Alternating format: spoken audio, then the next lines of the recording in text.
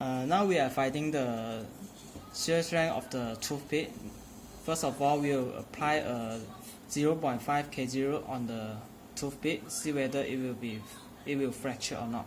So we can see that the toothpick can withstand this load. Now we are test again whether this toothpick can withstand a 1 kg load. So we apply a 1 kg load on the toothpick.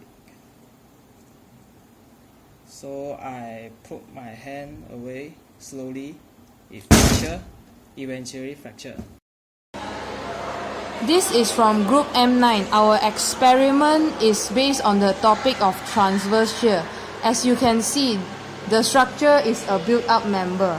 Our experiment is to measure how much load can this structure withstand before it undergoes fracture. As you can see, this load has a total of 4.5 kg. We will apply this load on the structure we have mentioned just now to see how much it can be. You can see the load was applied on the structure and the load is not supported by any external force. The structure has not fractured even after applying the load. As you can see, the load has been reapplied and the total mass now is 5.5 kg. The structure is still stable and has not fractured. Although the structure is not fully fractured, but then the toothpick is slightly bent after loads are added into the structure. Now the load has been added to a total mass of 6.5 kg. The load will be applied on the structure.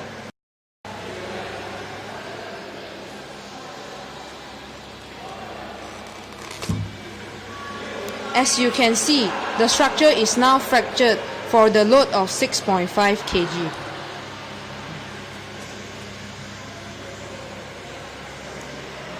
The toothpick is already broken, as you can see. The whole structure is now fully fractured. For the calculation part, we have to find the maximum load that can apply on this structure. As we can see, based on the illustration that we have drawn, the distance between the toothpicks are 30 mm and the distance between the upper part and the support is 8 mm, while the distance between the lower part and the support is 50 mm. So now I'll move to the front view of the structure. We can see that the distance between the natural axis to the cross-sectional area is 21 mm. And we assume that the beam is sectioned at an arbitrary point along its length.